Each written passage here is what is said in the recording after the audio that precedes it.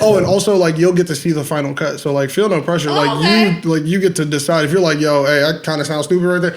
We can cut all of it out. I give everybody the ability. I'm trying to make you look good. I'm not trying to. What is up and welcome to another episode of the Miseducation of Music. You are here with J-Treb as always, but today I have a special guest in the building. I have the storyteller, the poet, the rapper, Day in the building here with me today, man. What's up? Y'all? Man, we made it. That's what I'm saying. This is awesome. I'm so glad to have you on the show. I love to tell people like my first exposures, and I think my first exposure might have been somebody reposting an Instagram video. You go crazy with these Instagram. I'm talking like you'll just get on there and start freestyling. Like I remember in the pandemic, you was rapping freestyle, everything. So I've been tapped in and tuned in, listening to your music for a while now. And then I was telling you right before we started, there's some new Adia music on the way. Your verse on that track.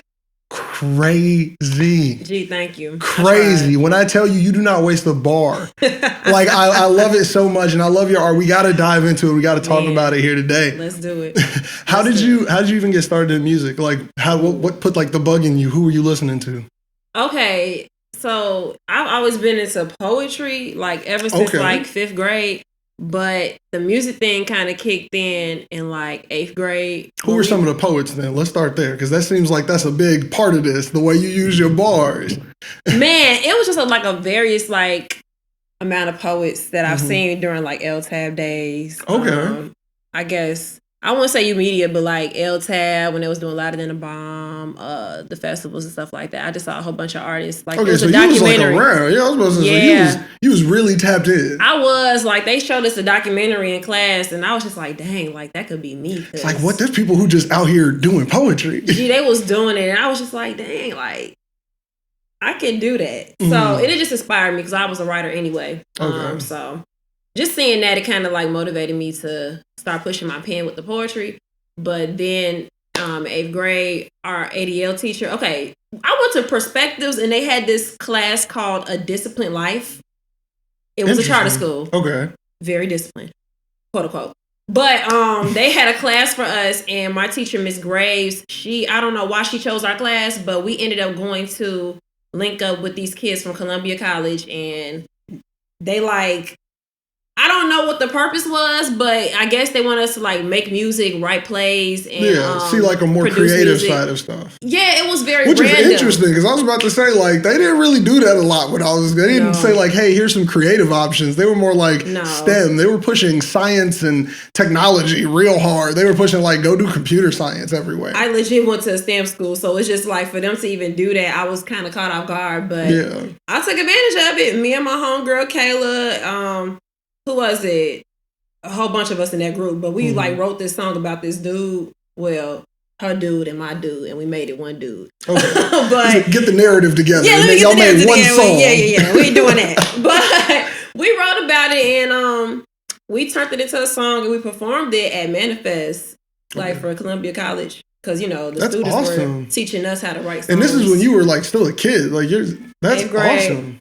Eighth grade, so it was really random, but I'm glad that happened because that pushed me to rap. So awesome. Yeah. So like you get on that stage, what's the feeling of that first time now? Like what's this like? We done made a song. I'm a rapper now, and I gotta go be a rapper. How was that? Like what was that feeling? I was comfortable. Okay. Because I was low key. No hesitation. Yeah, I was pretty comfortable, probably because people already knew me for like penning in the classroom. Like I had my notebook, and it was already part of your identity. It was already me. Like people knew me. Like I would always have like poems in my book, and friends would be like, "Oh, let me read that." I'm like, "All right, let me pay attention now." Like So yeah, I know y'all was like paying attention to doing notes, but I was making poems the whole time. So let me get your notes, and you can read my poems. That's it. Gee, so it was that, and yeah, it was cool. It was cool. That's so awesome. That's a really like crazy thing to happen at a young age, because I feel like now for you to be like a rapper and to still like carry this into adulthood is awesome to keep that moniker with that. Yeah. Now, when you're making these raps, who are some of those inspirations you're pulling from? Like who is shaping the early Day? Not even the one like right now, but like who is like the inspiration there? Like who'd you listen to and be like, okay, that's the type of flow I need to kind of match? Subconsciously, I'm gonna be straight up like Lauryn Hill. Okay. Everybody know Bahamadia. Diggable Planets, At the time, it was definitely Mac Miller, Joey Badass, Wow, Capital okay. Steez. Man, this is pretty eclectic. Like this is pulling from a lot of places. A lot of places, man. And low key, like a lot of Chicago artists, the first group that I seen in Chicago, like in terms of rappers, it was the 2080s crew. And I think they were from the south side of Chicago. I think some of the suburbs too. But I was watching them when they did the Breakfast Club, that song. I said, who are these niggas? Like, I need to find them. Like, how are they doing this? They were cold. Like, they still cold because some of them still making music. But, like, Kels, Legit, Julian Malone, like, they was inspiring me at a young age. I was about to say, these are so many artists that you're naming at such a young age. You had to have known, like, okay, this is what I'm about to get into. I'm always a student, like, and I gave them, I'm always giving them, like, people they props. Like, I'll share their music, when I was on Twitter at the time, because they just inspired me. I'm like, why are y'all rapping like this? Like y'all rapping so good, this don't make no sense. I'm like, especially what? I was listening to a lot of these people at the same time too, and this is when they were finding their footing. So you were like an early adopter of a lot of those people you were naming there too. Like Joey Badass and Mac Miller, like that's come up time for them. It's so many people I'm not even naming. Like Tina Apex, she was a part of the crew as well. Like a whole bunch of people. I'm probably forgetting some folks, but yeah, just dope individuals that I've seen doing it for years. They inspire me. That's awesome. So I feel like that was probably even like more the inspiration to be like, I can do this, because these are a lot of people who were in that same boat of like just trying it. Rhapsody. Like just trying to do it. Rhapsody. Man, come on. When she did Lampin', I said, Rhapsody's different. Rhapsody is so different. I wish people could understand. Like I could listen to Rhapsody for just a straight like day. Like in every bar it sounds new. Like I don't know, like Layla's Wisdom, the album, every time I've revisited it, I've found something new to love about it. I've taken like a new track from it, which is crazy because I think that's almost like 3-4 years old now. Yeah. Like, so man, that's so Classic. dope. That's so dope. You're pulling from so many different places. You're getting so much inspiration. Yeah. When did you know like, okay, I'm gonna be a rapper? Because I mean, like, this is like a lifestyle choice at a certain point. It goes from being, I'm a hobby or I'm a rapper on the side, like, thing. Because, like, in school, of course, school's our main focus at the time when you're children and stuff like that. Right. But you're a rapper on the weekends or at night, But, like, when was it? Yeah, after class. But, like, when was it like, no, this is like, when I walk outside, it's my everyday. I'm going to attempt to, make this a reality. I had so many on and off moments with that because I think I was in denial with the fact that I wanted to do it. But the rapper thing came about when, shout out to my mentor, Ad2, and Dennis Thompson, aka Good Chemistry. Those two, they pushed me to be a rapper. When I tell you I ended up going to Haven Studios, which is located on the south side, my friend put me on to the studio. We just walked up in there like, hey, y'all. Just like, hey, can we do something? We trying to figure something out. Like, we just walked in there like it was ours. But I got introduced to Ad, and we got acquainted or whatever. And then I kept going there like every other day. Like I had took a break and then I ended up coming back, so I ended up going there every other day. And then I forgot exactly how it happened, but for a fact they found out that I did music or that I was a writer. And I ended up recording there because I was just like, okay, I'm gonna just record a song so they can kind of like not say she's in here just to be in here because everybody else is recording. I'm just in the. It's like, let me just like show you at least like I can do something. Like I deserve to be in the room. Exactly, and like I was low key trying to be my homies' managers. Like I wasn't trying to rap for real because I was trying to stay out of that rap box. That's so interesting. The whole time I'm holding back, and they kept saying that. They like, girl, you holding back because I went in there and did Heated Poetry, which is one of my first recorded songs to be exact. And after that, he actually engineered that song. Okay. So he recorded it and he engineered it. And after that, he was like, yeah, like you need to keep doing this. Like stop holding back. Both of them said that. So after that, that's when I said, okay, I'm a rapper and let me get my feet wet for real. You've accidentally answered like 3 of my questions in that answer because I was going to ask you like who are some people who believed in the beginning, and it seems like it was Ad2 and people like that just being around being like, you need to do this. And then also another one would be like, what's the song that lets you know like, hey, I can do this? And it sounds like it's Heated Poetry. It was Heated Poetry for sure. I did another joint before that. Shout out to Huey Blaze. He changed his name a million times, but I remember, bro, it's Huey Blaze. Yeah. He got me in the booth. That's initially what got me in the booth back rapping, actually. I did a verse for him called Split Reality, and that's on SoundCloud if y'all want to check it out. But bro got me back in my bag like I was swinging. It was like, this is the one. Yeah. I love seeing those sessions happen with artists where like they're like, oh, everything's clicking. Like everything that you're doing is working. Every bar falls into place, and you're like, I was made for this beat. This beat was made for me type shit. Oh, those got to be the best moments. It's like me and the song got married. Like it was insane. Like it was like, this is did mine. I say I do? Well, I mean, like I've always understood when artists feel like possessive over beats when they get those pockets. Like there's some people be like, no, that's my beat right there. Like you can't get that to nobody. And it's like that's because the relationship, like you can't define that unless you were the one putting words on top of it. Yeah. And that's so awesome that you were getting that so early on, where you were like able to kind of connect with the music and give so much to it. Because I feel like that's what I hear in your music is you giving like pieces of yourself and pieces of your perspective just for us to hear. I got to. Now you answered a few of my questions, so we got to skip to one that I love to ask people. What was the early rap names? Were you always going by Day, or what were the rap names beforehand? See, I know it's a good one. You laughing too hard. I got to know, what were some of the early ones? What were the first iterations? I'm over here flaming myself in my head. So, okay, I started off as Rad Knight, which is so corny because that's my IG name. But it's a great IG name. Yeah. I think it works good as a handle. But Rad Knight, I don't know how it would play out on the album cover. I thought I was so cold. I said Rad Knight. Like it was a moment. But and then where'd you go from there? I just changed it today. You went straight to Day from Rad Knight? Like no other names in between? Nah, it's me. That's awesome. Now, why'd you pick the name Day? It's just my name. Like, it's just me. Okay. I've arrived. It's like, I just gotta go by this one. I gotta go by my name. Like, and I feel like my name is already unique anyway. People know my full name, but I shorten it to Dave. So that's what I was gonna ask. Like, it's Dave Milan. Yeah, I was about to say. So, like by shortening it and by using your name, do you feel like that was a more vulnerable thing than like going by Rad Knight, or did you? Yeah, okay, for sure. Because like people get to see me. Like I don't really pretend to be anybody else. Not saying that people that have stage names pretend, because it's sometimes them tapping into their true selves. I mean, I got a stage name and it's not tapping into myself. It's totally pretending. J-Treb's 100% pretending. But like some people aren't. Yeah, exactly. So I just kind of like put myself out there once I'm making music, or like if I get in the booth, I get on stage, y'all know it's Day. Like it kind of keeps you like to your word, but it also I feel like might add more impact to the words when it's like, well, if you're willing to put these lyrics next to your real name, it's got to mean something. Exactly. And like, my OG named me after the book of Genesis, we Christian, so yeah, it's like book of Genesis, day and night, God created day and night.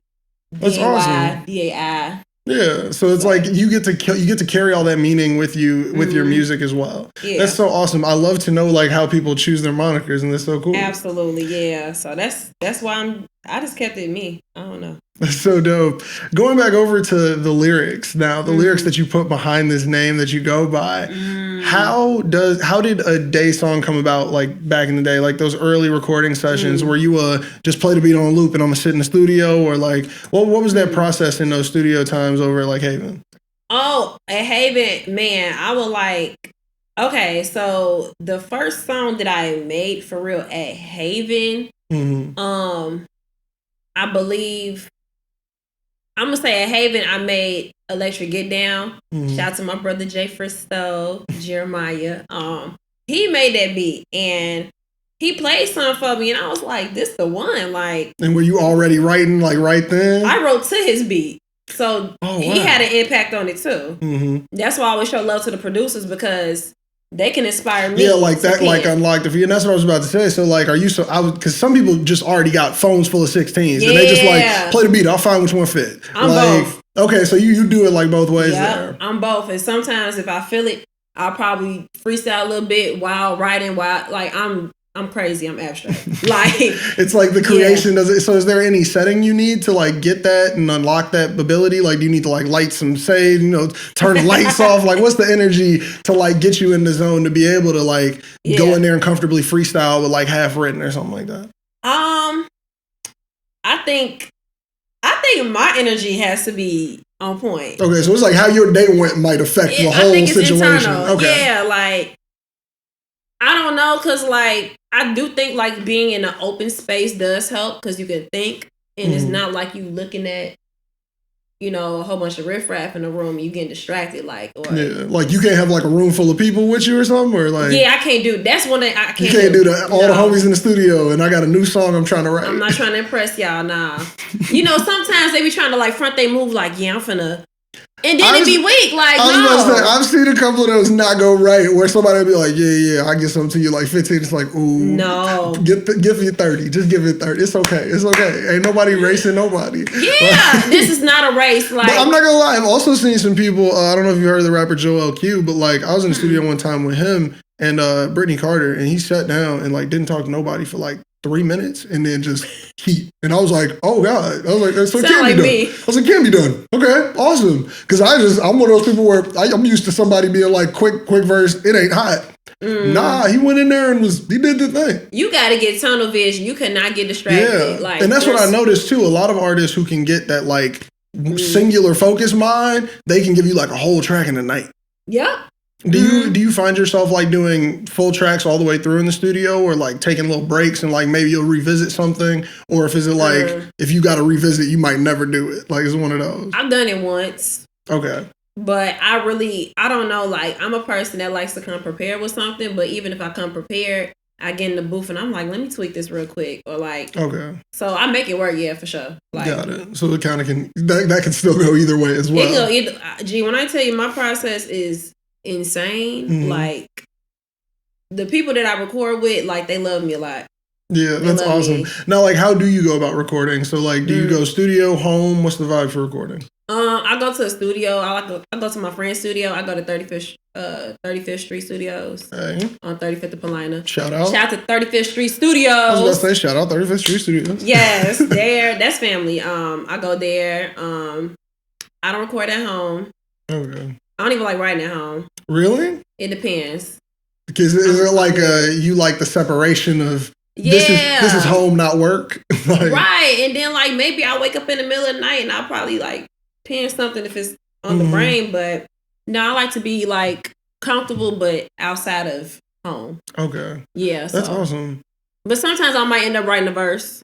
Or I'll like complete a verse if I have to. But yeah, it depends. But I like to be outside of the crib. It's like you like to get the energy from around you. It's like let me use this somewhere else besides like my bedroom. Yeah, like me and my dog be fighting like, nah, they ain't giving. Nah, that ain't it. So first performances on stage as a rapper being 13. And now, as I was telling you before we even had the cameras rolling, you are on the stage every single week. Every week, I feel like you got a new show. What's the like bug that you have for this performance, or like what makes performing what you've written and what you've created in the studio over all this time? Like what makes it still so exciting, or something that you want to do, or do you feel like you have to? Like what's the feel there? I love performing. I'm not even gonna lie. Like I think I love performing more than like being in the booth. Okay. Which sounds a little crazy. It's interesting, definitely. Yeah, I mean, but I started out performing like what was that? Was I performing in 8th grade? I think I was performing in 8th grade. That's how I started. And then I started performing in high school, doing like, poetry and stuff like that. So the stage has always been home. But I always feel like I want to see my people's reactions. I don't like saying fans. I like to say like my people. Like why? Well, I mean, yeah, it's completely different because when you drop the music on DSP, somebody might tell you on Instagram it's dope, but like, did you go listen? And it's like you also don't get to see their faces when it's like, but did you hear that entendre I kicked? Yeah. Like that's why I love to tell people. Like I was telling you about your track, like that. Like if it's ain't love, then you had a new edition. Like those bars are so dope, and I love to tell people about those because in person you would see my reaction in the crowd to that one, where it's like, oh no, G, like I'm. Stank face in the back, just like, ooh, that's filthy. Because you have so many bars that do that. So I can imagine you get a lot of reactions to the show if they really listening. Gee, I be trying not to look at people when I'm performing sometimes, because then I be like, thank you. Like, in my head, it'd be crazy. It's like that was cold, wasn't it? Yeah. You gonna stop the whole track on accident and be like, yup, that bar hit you, didn't it? I wrote it for you. Yup. Hell yeah. But yeah, like I love performing. I like to get my message across to the people in person, because listening to music is cool, but that experience, like face to face, is different. And then I like to meet people that rock with me. I want to show my appreciation to them by giving them a great show. So I take that very seriously. I try to give the best show I can. That's awesome. What's a pre-show warm-up for day? Like, Oh. if you got a show at that day, what's your day look like for a show? Man. It all depends. I think because sometimes I have my shows the days that I have work. Mm-hmm. So also sometimes you gotta just I be on the move. It's like, and others I'm like, kicking it at the crib. I'll probably play my music a few times to like remember the lyrics, even though I'm performing a few like the same in a songs. perfect world day. Yeah. What's on those days? So you like listen to the music in the morning? Do you like to like maybe go out to eat somewhere or something? Like what's the vibe? I'm definitely getting the veggie burger before I get to the motherfucking spot. Okay. And then I'm going to drink my little water. I don't do dairy though. I don't do dairy, so I make sure I don't get pizza because I'm a pizza head. And I get my water. Not before a show. Not before a show.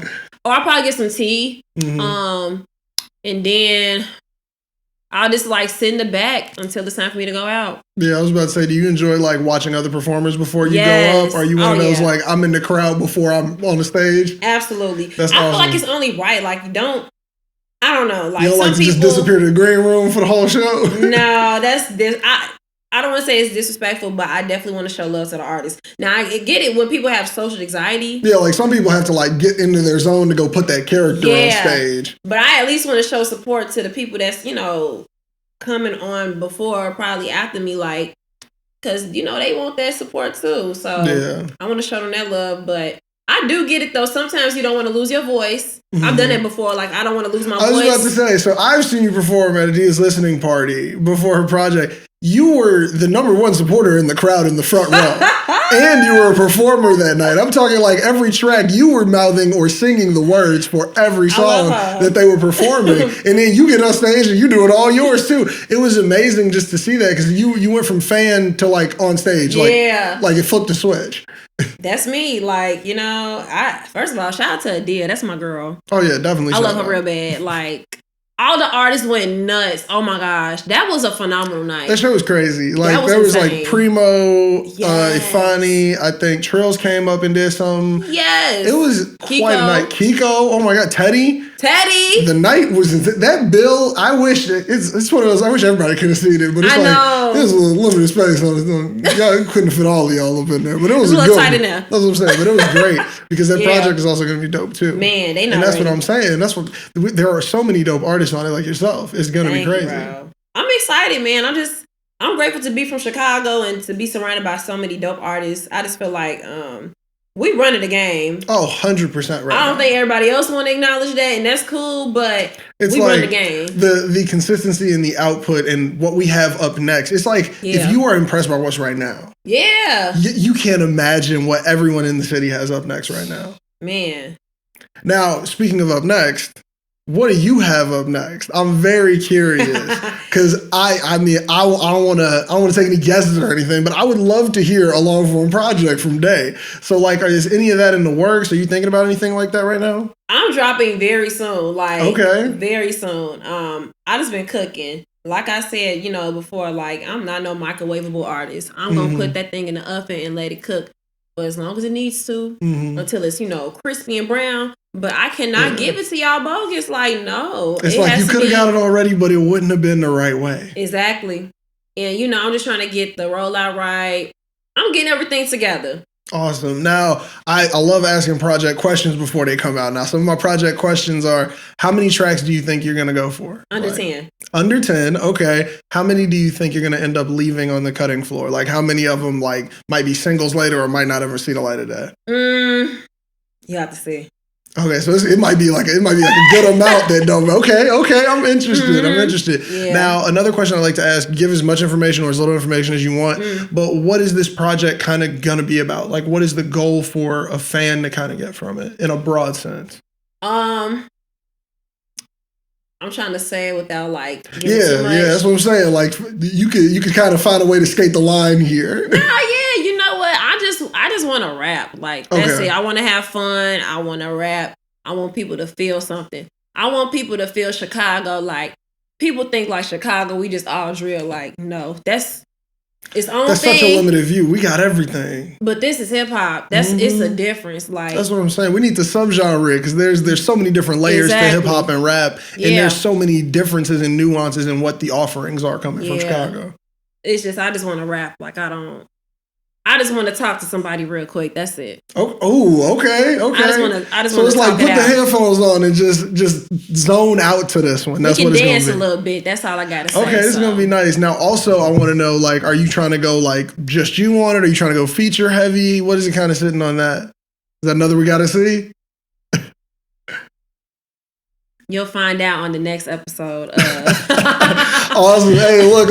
You do not have to give any information about it because, look, I get it. And I know that the art needs to be experienced how you're planning it to. And I think that the artist having that right is so important. Like, because when you give this offering, I'm assuming it's going to be as equally as important as the offerings you've given us before, which I think all these songs you give us a piece of yourself, whether it be the Magnified or Razzmatazz or the Keeping It Fun, like all of these tracks, you love to add an element or a storyline where I feel like you really give us a piece of yourself. So I want to see how you even present it. Like, I don't even want to be spoiled for me as a fan.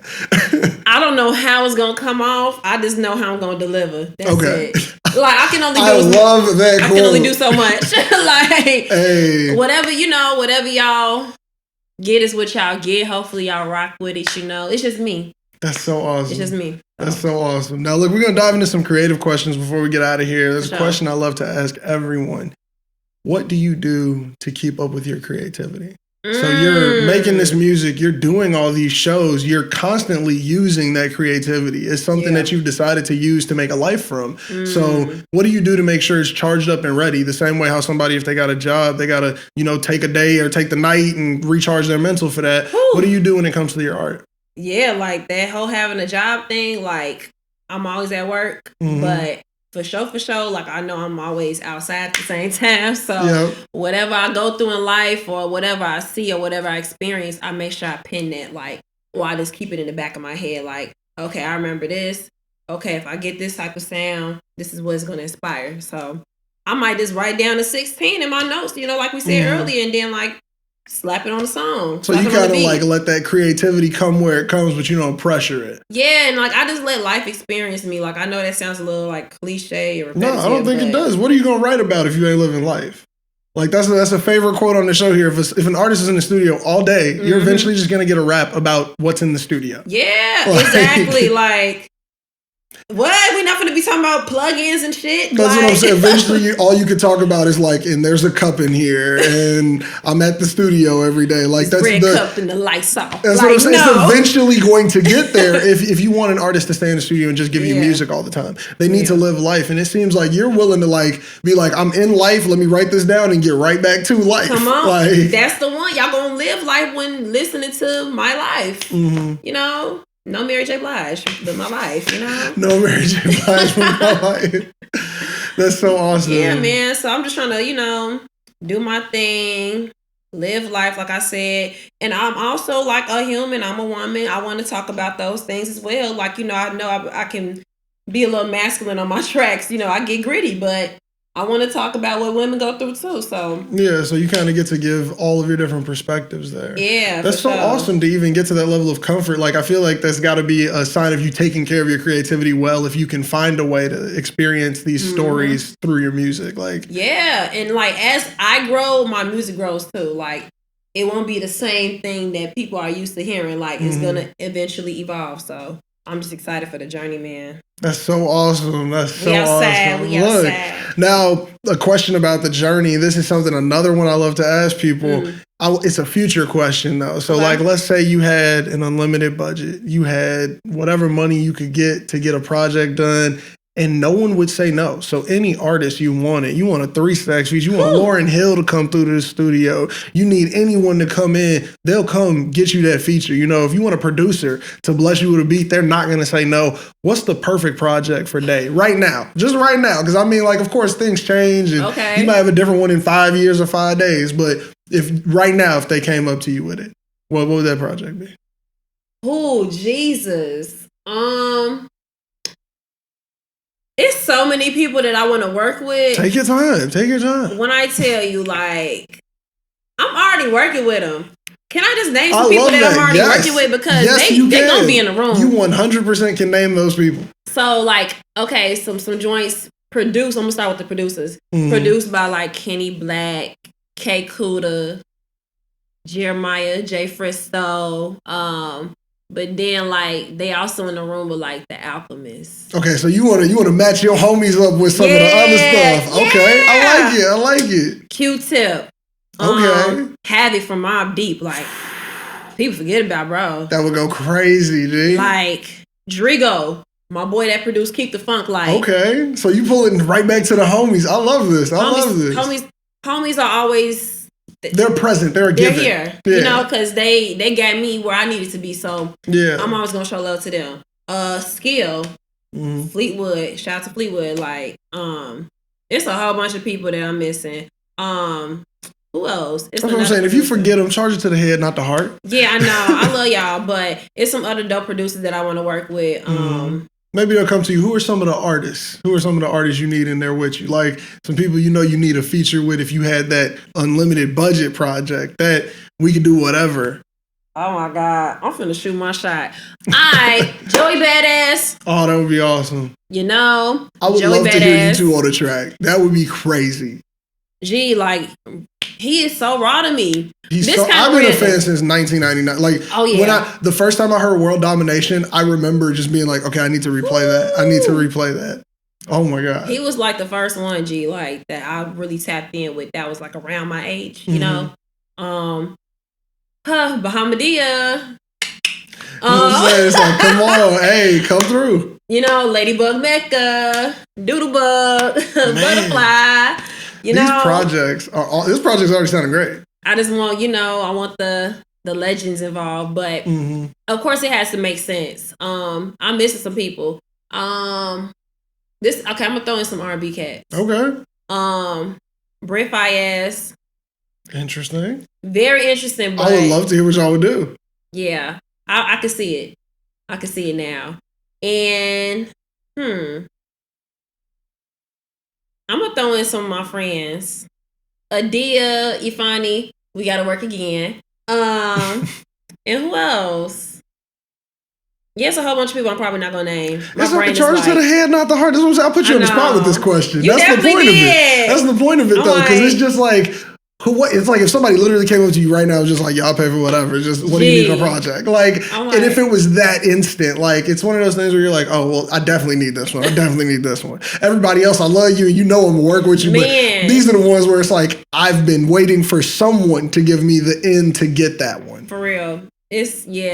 I want to work with my best friend, Star, too. She's so dope. Oh, my God. My best friend, she can blow. That's awesome. Yeah, her name is Starlet. I call her Star. But, yeah, she can blow. I really want to work with my best friend. We made a song a long time ago, like in 8th grade, but it got deleted. But it's like, now we need to, like, we on new levels. We on new levels. So, shout out to my best friend. But that's awesome. That's so awesome. Now, look, this is a project that I would love to hear. Are there anything else that you would need in, like, a situation to make this project? Anybody else who you need around? Any last minute additions or locations you want to do it at? Would you want to do it all in the city? I'd do it anywhere. You just be flying all over the Yeah, what's up? I really want to work with Larry June too. Oh, that would be dope. Bro is dope. Yeah. He a heavy hitter. Like, he's dope. Man, okay. Fly Anakin. I'm about to go off. It's a whole bunch of cats that I want to work with. Like, they're just dope as hell. So, shout out to them guys. Yeah, shout out to them. Look, I'm hoping you get that project in the future. I'm hoping you get them and more. That would be so dope. I'm like... that would be so cool. Now, look, what else is up for Day? What else do we need to be tuned in for? What do we need to be on the lookout for coming up from you? Man, new music coming soon. I'll be doing a lot of shows. Yeah. We outside, man. We outside. So, I got some more shows coming up, too. I'm trying to travel a little bit, so that's awesome. Hopefully get some more shows in different cities and shit like that. We're finna lock in. Hey, I hope that is all I hope that is all in store for you, because you are working and you are putting in the work for it. That's so dope. Thank you. I'm glad I could give you your flowers here. Now, look, when I end out the episodes, I love to give people a track from the artist to put them on with. So this is the song that you get to pick to put them on to. So what's the song you need to tell them, like, this is the first song you need to hear from me? Y'all can listen to that Razzmatazz by your girl Day. Okay. If you like real rap, tap in with your girl. Awesome. Is there anything else you want to say before we get out of here?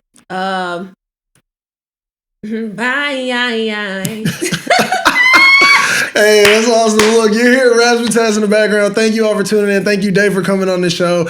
Make sure you're playing this podcast for everybody. Play for your mama, your sister, your grandma, your auntie, your dog, your cousin. Put it in your pocket while you at work and turn the volume all the way down. Give me an extra play and tune in next week for another episode. Deuces. Thank you so much for coming on the show. Thank you, bro. Hey, that was awesome. I was vibing with that. I love it. Hey, look, I love to get the got a scrambling, they know I leave the damage. Never asking for what should be handed. If it's respect, I'm demanding.